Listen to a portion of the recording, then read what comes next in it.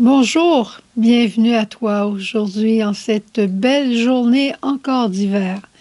En passant, si tu viens sur la côte nord, apporte-toi un bon chandail, puis une pelle aussi, puis un appareil photo pour te permettre de prendre de magnifiques photos d'un ciel bleu, bleu, bleu et de la neige qui est d'une blancheur comme on en parle dans l'Écriture. On parlait à la table ce midi du ciel de Bécomo et je disais, il est bleu, bleu, bleu, comme si bleu une fois, c'était pas suffisant. Mais c'est vrai que c'est magnifique.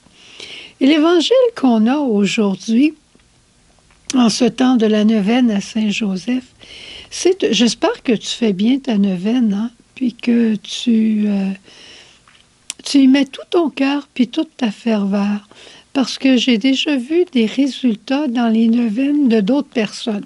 Pas dans la mienne encore, mais je suis certaine qu'on va avoir des résultats, que Saint-Joseph ne manquera pas de nous exaucer, à la manière du bon Dieu, par exemple.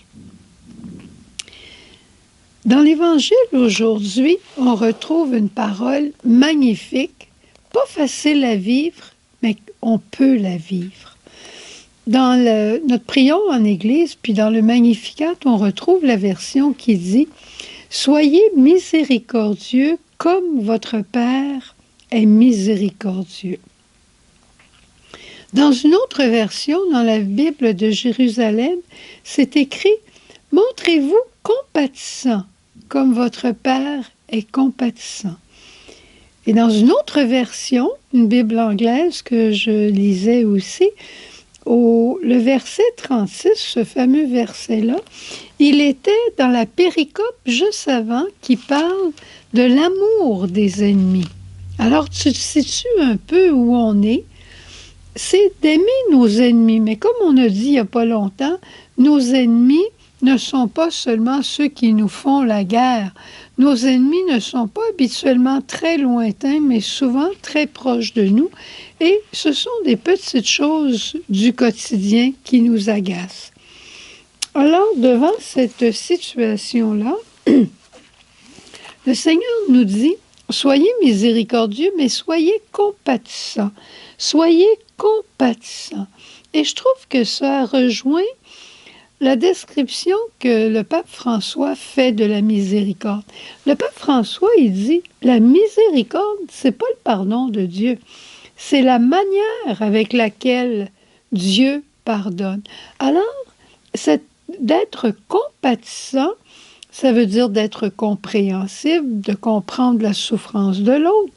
Et la souffrance de l'autre, c'est souvent la souffrance de celui qui vient t'attaquer, celui qui te dérange. Et c'est clair ce que le Seigneur nous demande devant celui qui nous dérange, devant celui qui nous agace. C'est clair. Ne le juge pas, ne le condamne pas. Parce que le jugement appartient à Dieu. En fait, là, moi, je suis très contente que ce sera le bon Dieu qui va me juger à la fin de ma vie. Je me souviens qu'un jour, sœur Jeanne disait, en riant, « J'aime mieux la justice de Dieu que la miséricorde des hommes. » C'est vrai qu'on est très sévères les uns pour les autres. Hein? Et je repensais en lisant ça à quelqu'un à qui je parle à l'occasion, puis qui a parfois des propos un peu durs face à d'autres, et qui dit, ben, il est mort, puis il méritait de mourir. Il est vraiment désagréable, puis je suis très content qu'il soit mort. Moi, je me dis, peut-être que la personne qui dit ça réalise pas ce qu'elle dit. Peut-être aussi que parce qu'elle a souffert, qu'elle dit le trop-plein de son cœur. Mais ça m'appartient, par contre, de prier pour les deux. De prier pour les deux. Puis il ne faut pas manquer de le faire non plus. Dans un commentaire de Saint Jean Eudes, il nous dit vous êtes déjà pardonnés de la part de Dieu.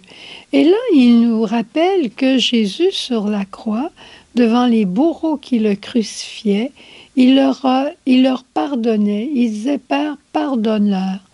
Puis je prenais conscience, moi aussi, que c'est pas moi qui ai crucifié Jésus ce jour-là, mais ce sont mes péchés à moi qui le crucifiaient. Et déjà, par avance, Jésus me disait, je te pardonne, je t'ai tout pardonné. Alors imagine-toi quand toi-même tu es complètement pardonné, comment on peut se comporter devant les autres? J'ai fait une expérience, puis je la raconte tout simplement. Hier, je suis allée au sacrement du pardon, puis le prêtre, j'ai confessé mon péché, mais ça, je ne te le dirai pas, par exemple. J'ai confessé mon péché, puis le prêtre m'a dit, qui a jamais fait ça? Ah mon Dieu, je pense que mes épaules ont tombé de 4 pouces. Qui a jamais fait ça? En voulant dire, il y en a d'autres qui l'ont fait avant toi. Puis là, je me suis arrêtée ce matin à prier cette parole-là. Puis je me disais, des fois, il y a des personnes qui me coupent la parole. Des fois, il y a des personnes qui m'ignorent. Des personnes qui peuvent dire une platitude à mon sujet. Puis j'aurai envie de les juger. Puis des fois, même, elles viennent s'excuser. Puis là, je me disais, si je répondais à ces personnes-là, tu sais, j'ai déjà fait pire que toi. C'est certain que je t'excuse. C'est sûr que je te pardonne. Inquiète-toi pas. Si je prenais cette attitude-là, peut-être que ça serait différent. Me montrer compatissante dans le sens que je comprends ce que tu as fait. Je sais que c'est pas toujours agréable, mais moi aussi, je l'ai déjà fait. Alors, on va recommencer, puis on va faire attention tous les deux. Tu vois que ça se situe dans le quotidien, la parole de Dieu. La parole de Dieu, elle est là pour éclairer notre quotidien. Peut-être que toi, ça t'arrive pas, ces choses-là. Mais au cas où ça t'arrivait, c'est pour ça que je voulais te le raconter aujourd'hui. Alors, je te souhaite une belle journée. Tu sais comment cette journée pourrait être belle? Demande à Jésus de te pardonner et ensuite sers-toi de ce pardon-là pour pardonner, pour excuser, pour être compatissant avec quelqu'un de ton entourage. J'espère que tu auras l'occasion parce que ça donne une grande joie de pouvoir répondre comme Jésus répond.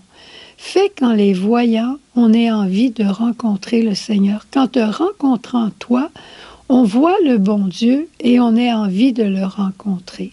Alors, bonne journée de miséricorde et bonne journée de compassion.